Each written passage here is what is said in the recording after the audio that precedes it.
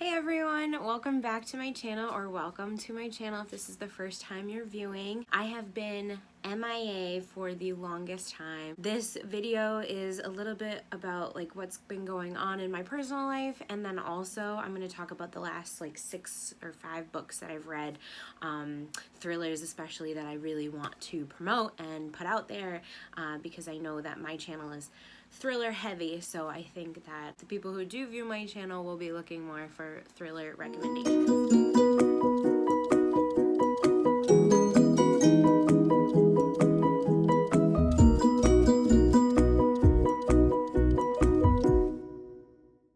So if you've been following me in my life up until this point, you know that I was recently married again. We had our COVID wedding, and then we had our actual wedding September 5th. So things have been really, really busy. We bought our new house in February. And so I'm still in the middle of doing projects left and right, painting and moving things around and getting furniture. So that's been fun. And then on top of it, we found out in May or June that we are pregnant with our first baby. We are due in 17 weeks, and we're really excited. There's been a lot going on with my previous job, which I actually decided to resign from.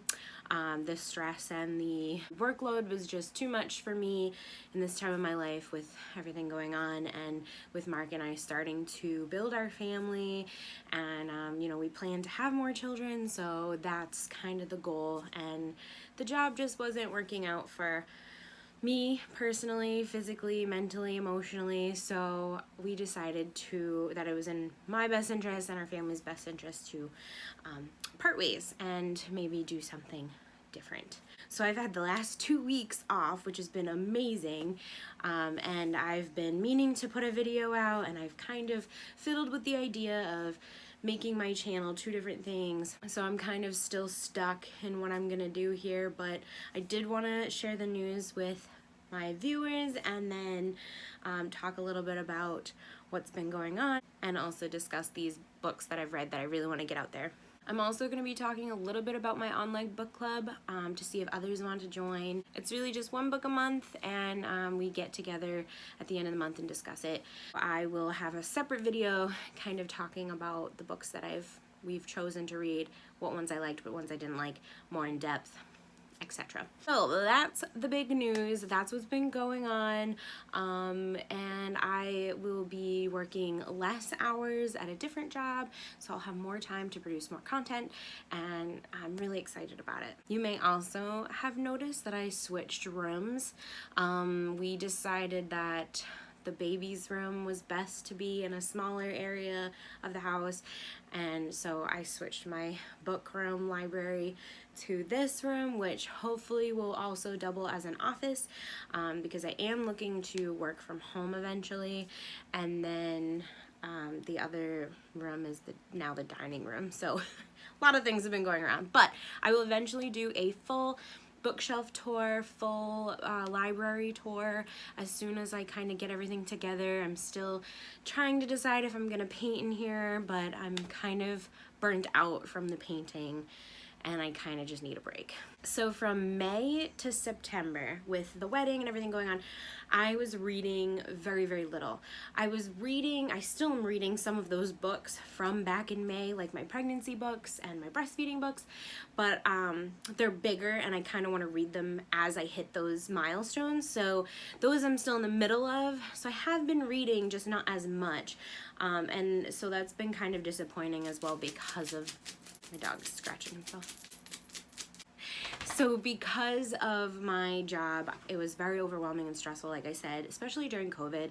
So I haven't been reading nearly as much as I want to. So usually I put out between 6, 7 to 10 books a month, and I was only reading 1 book a month, and that was my book club book. So it was just time. It was time. I wasn't doing anything I loved to do. I was constantly working 40, 50, 60 hours a week, and it was exhausting. So between May and September, I've read 7 books. That is 4 months and 7 books.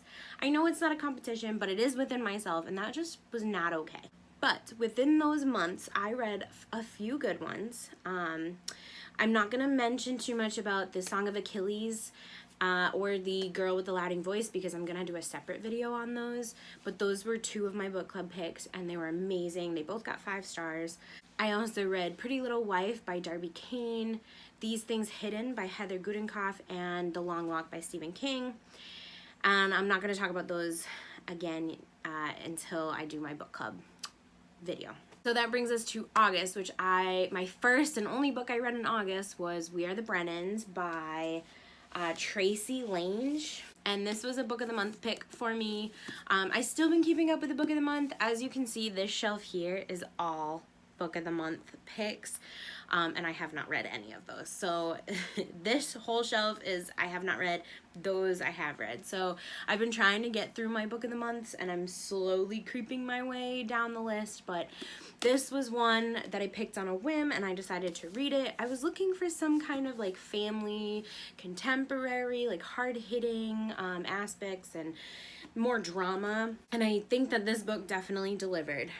I ended up giving this a 4-star, and this is about a family who is, I believe there's 4 siblings, and they're just going through a lot of turmoil, and the book starts out with the sister who has been estranged. Her name is Sunday, and she was in a car accident right at the beginning of the book, so I'm not spoiling anything.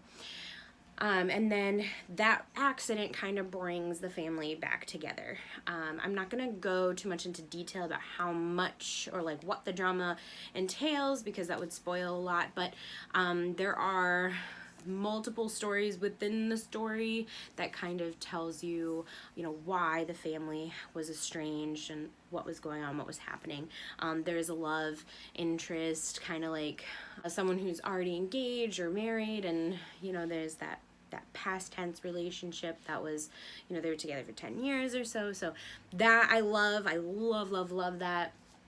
And that was a big forefront in this book. So I do recommend this. It is slow. So that's my only kind of hesitation. If you like fast-paced reads, this is not one of those. But towards the end, you get a little bit more of what's going on, and once the puzzle pieces start to put together, it speeds up a little bit. Then in September, I read from my favorite author. I've actually read all of her books this year, except my 2 favorites, which were Daisy Jones and the Six and The 7 Husbands of Evelyn Hugo, and that's by Taylor Jenkins Reid. Malibu Rising was her release this year, and I ended up giving it a 4-star. This was definitely more hefty, if that's the right word, than I expected it to be. There's, again, a lot of family drama. It's 4 siblings again, which is kind of funny how that went back to back. It's basically 2 timelines, so you're getting the timeline from the mother and father, and then you're also getting the timeline from the present day, the kids. They're all adults at this point, and they all have things going on in their personal lives, and they all have a close-knit relationship, which is what I really, really loved. And I love reading books from that kind of like household, big families. So there's 4 siblings, like I said, 2 boys, 2 girls, and they all have their own stuff going on, but it's cool because you can see how their relationships work individually and then as a group. And then there's a lot of drama with the parents, which I wasn't expecting, but I actually really liked.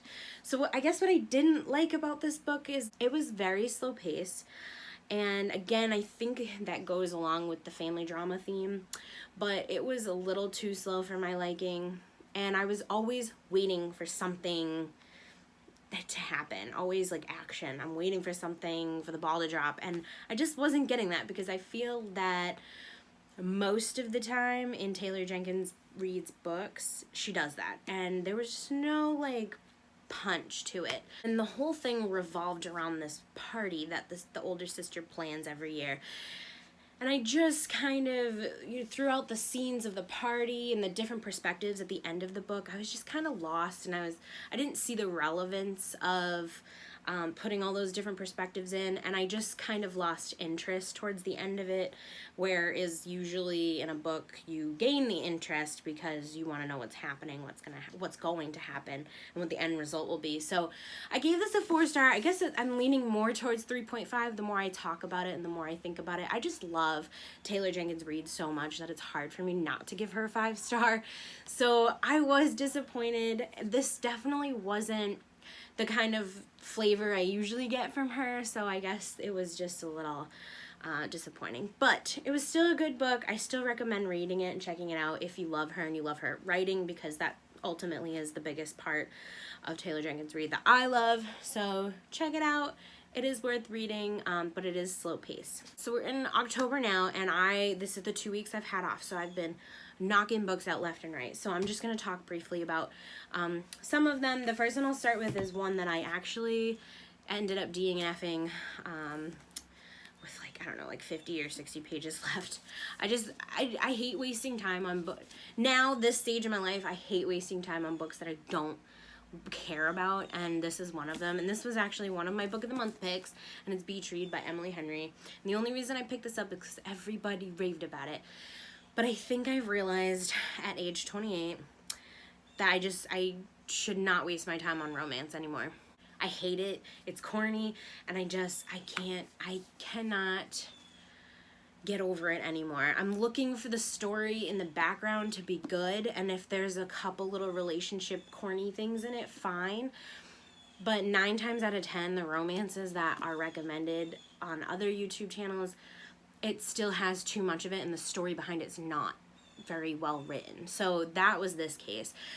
This story is about, I forget their names because honestly they weren't important to me, but a woman whose father just passed away, and she learned that he has this whole secret life, and she basically goes away to this house that he had to kind of clean it up, sell his furniture and all that stuff, and live there while she writes her book that's well overdue.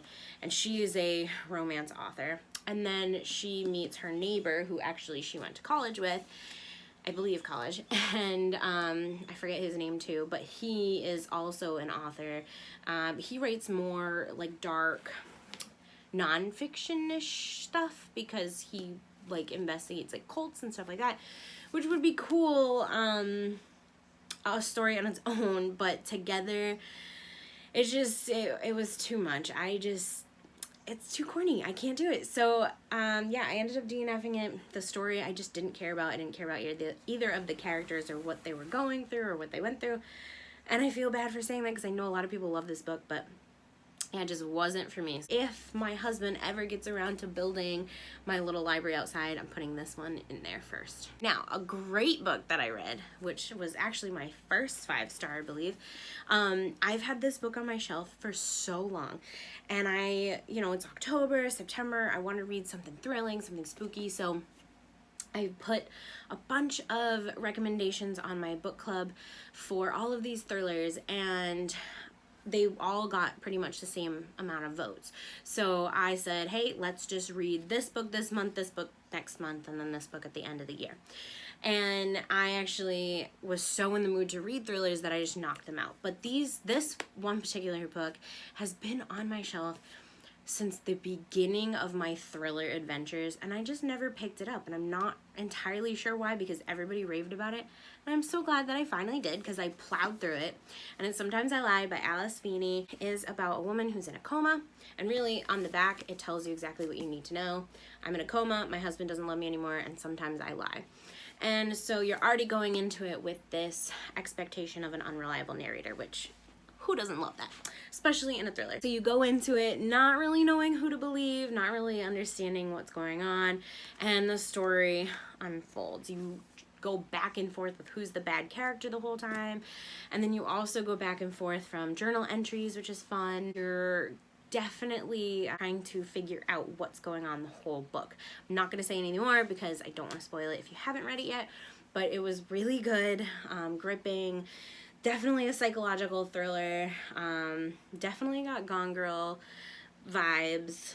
and there were a bunch of twists and turns that you don't expect. So 5 stars for this one, and it was just a little pocketbook, I think that's what these are called, that I got at Walmart for like 10 bucks on a whim. Like I said, I was starting my thriller journey, and this one I'd heard about, so I was like, 10 bucks, whatever. And it sat on my shelf for like 2 years, and I finally picked it up. So I highly recommend this one if you haven't read it already. But this next one, I'm not gonna go too much into detail because this is actually my book of the month pick for my book club for next month. So like I said, I jumped ahead. Sometimes I lie, it was for October, and Liv Constantine, The Stranger in the Mirror, was for November, and I read it in 2 days. Well, really like less than 24 hours. For those of you who don't know, The Last Mrs. Parrish is my favorite book of all times, and I loved her other two. Their other two, I always forget it's sisters. I just love the two sisters so much. They are my favorite thriller authors, hands down. So this one is crazy. What a crazy ride. Basically you start out thinking, you know, there's two characters, you're hearing from multiple perspectives, but really it's the main character, Addison, and she basically suffered from amnesia, and she doesn't know anything about her past. And she's started this new life. She's engaged to this wonderful man who has a wonderful family. They're wealthy, and she's got these two like surrogate parents who are amazing to her, and she's really good with her life at the time, but she of course has this whole history that she can't remember, and she feels that she's missing a part of herself because of it. And then you flip to Julian, another character whose wife has been missing for X amount of years. I think it's 2 years. They have a daughter, and she kind of just like disappeared.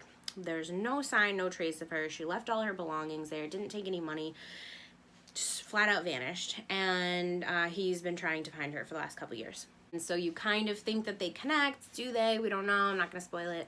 But that's not all. There is so much more that goes into this, especially when you get to, I think it's like part 3. I think there's 4 or 5 parts to this book, maybe even 6.